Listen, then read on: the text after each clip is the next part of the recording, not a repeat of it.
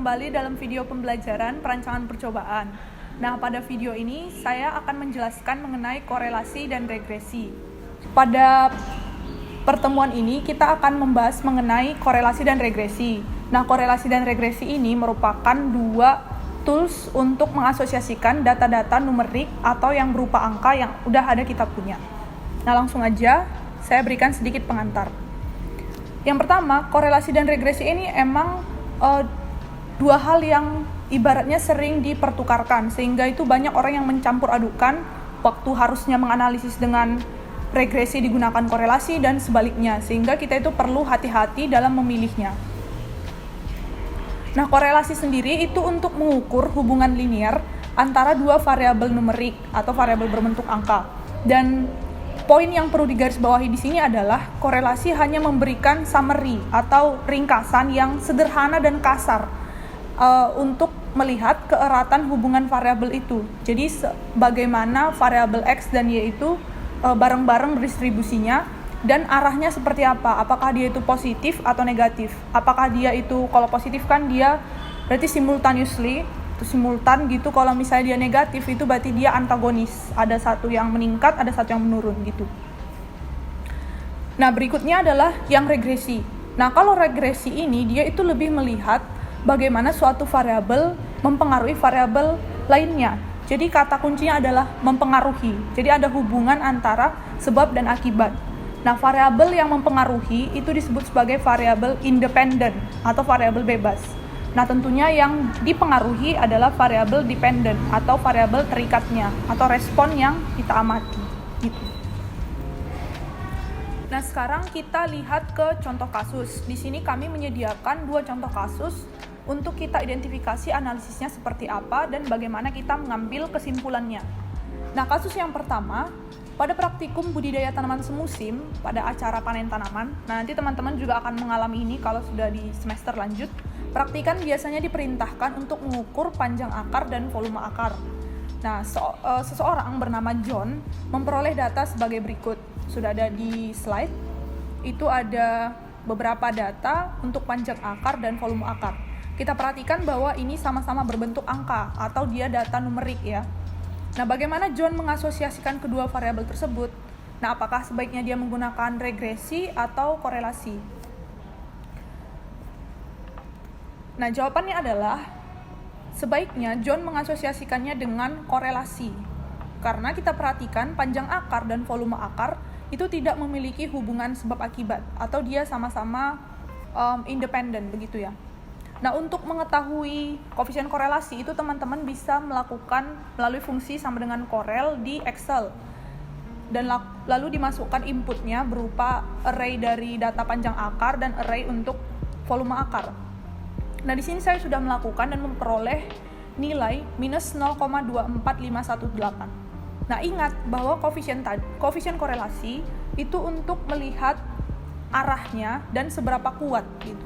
Nah, semakin dia mendekati minus 1 ataupun 1, dia itu berarti semakin kuat. Dan minus dan positif seperti yang saya sebutkan menunjukkan bentuk asosiasinya. Nah, di sini dia itu kan negatif, artinya panjang akar berhubungan antagonis dengan volume akar. Jadi kalau semakin panjang akarnya belum tentu volume akarnya itu semakin besar gitu. Dan lemah bahwa dia itu malah mendekati nolnya dia, minus 0,24 gitu. Masih jauh ke minus 1. Begitu cara menginterpretasinya. Nah, ini ada sedikit grafik untuk memudahkan kita sebenarnya melihat korelasi. Jadi tidak harus menggunakan koefisien korelasi. Bisa juga dengan scatter plot. Jadi kalau misalnya teman-teman punya data banyak, nah ini saya rekomendasikan untuk data yang banyak, itu bisa kita lihat korelasinya itu kita plot ke dalam suatu scatter plot. Di Excel juga ada. Nanti dia akan kelihatan bagaimana spreadingnya gitu. Kalau misalnya kita lihat ya gambar pertama itu minus 0,8. Dia itu kan mendekati minus 1. Berarti artinya erat. Tapi dia itu minus, antagonis, sehingga dia gambarnya itu dari semakin ke bawah ya, dia semakin ke arah bawah dia bentuknya, kemiringannya itu. Nah, kalau dia misalnya dia yang samping ada R-nya itu 0,5, itu kan dia lebih jauh dari 1 gitu, dia itu lebih renggang. Artinya keeratannya itu tidak lebih erat daripada yang sebelumnya dibandingkan sama R yang 0,8 yang paling bawah. Dia itu kan lebih rapat gitu. Dan arahnya karena ini positif kan dia berbeda dengan yang minus 0,8. Nah, selanjutnya kita masuk ke kasus yang kedua. Nah, di sini juga mengenai praktikum, yaitu fisiologi tumbuhan. Pada suatu penelitian sederhana fisiologi tumbuhan, diukur laju fotosintesis tanaman kedelai yang tidak dinaungi. Dan diperoleh data sebagai berikut. Jadi mau dilihat apakah tanaman yang tidak dinaungi seperti apa gitu laju fotosintesisnya. Biasanya ini akan dibandingkan dengan yang dinaungi. Nah, kita ditanya apakah analisis asosiasi apa yang sebaiknya dipilih untuk mengekstrak informasi dari data tersebut. Kembali lagi ke yang dua tools tadi, apakah dengan korelasi dan regresi. Nah, tentunya teman-teman sudah punya sesuatu ya. Jawabannya adalah regresi gitu. Nah, untuk regresi itu bisa kita buat trend line-nya gitu. Kalau tadi dia cuma scatter plot, nah di sini kita bisa buat trend line.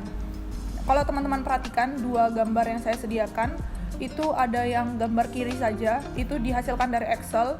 Nanti teman-teman buat dulu scatter plot, terus nanti ada opsi untuk menambahkan trend line.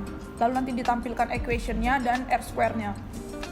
Nah, kalau di dalam regresi ini, teman-teman akan bertemu dengan persamaan linier, yaitu Y sama dengan AX tambah B. Nah, kalau di situ kan dia Y sama dengan 9166,8X tambah 1,3818. Terus R square-nya itu 0,9812. Nah, bagaimana menginterpretasinya? Dari persamaannya, kita lihat itu ada koefisien sebelum X yang 9166,8. Nah, itu menunjukkan seberapa besar si kadar CO2 di sini, selisih kadar CO2 ya, mempengaruhi laju fotosintesis. Berarti sebesar itu. Tapi ini tergantung satuannya ya. Mungkin kalau 1000-an gede, tapi tergantung satuannya. Di sini tadi satuannya itu miligram karbon dioksida per desimeter kuadrat per jam. Nah, sebegitu banyaklah si selisih kadar CO2 mempengaruhi laju fotosintesisnya. Terus 1,3818 sebagai konstanta di belakang itu menunjukkan ketika misalnya selisih kadar CO2 itu 0, artinya sama, apakah laju fotosintesisnya itu tetap ada? Ya, jawabannya tetap ada, yaitu 1,3818 gitu. Nah, untuk R-square di sini itu menunjukkan seberapa besar laju fotosintesis ini dipengaruhi oleh selisih kadar CO2.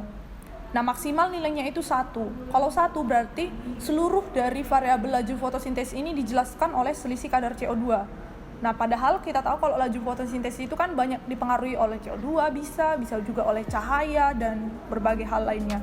Nah, di sini 0,98 itu cukup tinggi ya, mendekati 1, berarti hanya ya kita katakan 0,02 yang dipengaruhi oleh faktor-faktor lain. Dalam artian ini untuk hubungan yang linear gitu ya. Nah, itu maksud dari persamaan dan R-square-nya. Nah, gambar yang di sebelah kanan itu saya sajikan hanya untuk menampilkan visualisasi. Kalau yang di sebelah kiri itu dari Excel, hasilnya seperti itu. Yang sebelah kanan juga itu ada persamaan, ada R-square dan ada trend line-nya dan dikasih area sebaran dari titik-titiknya itu dari JMP. Itu hanya untuk visualisasi, untuk knowledge teman-teman aja. Nah, selanjutnya kita masuk ke uji hipotesis korelasi. Nah, di sini tadi kan udah ngomongin korelasi dan regresi aja. Nah, kalau udah ada kata-kata uji hipotesis, ini menunjukkan kalau kita misalnya melakukan suatu percobaan, kita itu melakukan sampling atau pencuplikan. Artinya nggak semua kita amatin dari populasi itu. Makanya kita perlu menguji hipotesis untuk melihat apakah hasil yang kita dapatkan atau kesimpulan yang kita dapatkan dari sampel ini sudah mewakili populasikah atau tidak gitu. Makanya perlu diuji hipotesisnya. Nah, untuk korelasi dan regresi sama-sama ada. Untuk uji hipotesis korelasi itu mau melihat apakah X dan Y, variabel numerik yang tadi sebelumnya saya sebutkan itu berhubungan atau tidak. Jadi hipotesis 0 ini tuh mau diuji dengan T-hitung. T-hitungnya bisa teman-teman lihat rumusnya di buku panduan dan itu mengikuti distribusi T-student. Ya, tentunya teman-teman bisa ingat-ingat lagi di pelajaran statistika dulu bahwa itu seperti distribusi normal tapi untuk sampel yang berukuran kecil. Dan dia derajat bebasnya N-2. Jadi 2 di situ itu sebenarnya menunjukkan berapa parameter yang mau kita duga, jadi segitu. Yang terakhir adalah uji hipotesis regresi. Nah, di sini yang mau teman-teman uji sebagai H0-nya adalah apakah X dan Y memiliki hubungan sebab akibat atau tidak. Nah, itu dilihat dari koefisien regresinya. Jadi, apakah koefisien regresinya itu sama dengan 0 atau teman-teman punya konstanta lain, atau apakah dia itu tidak demikian gitu di populasinya. Jadi itu juga mengikuti distribusi T student, dan teman-teman bisa lihat rumus T hitungnya itu di buku panduan juga.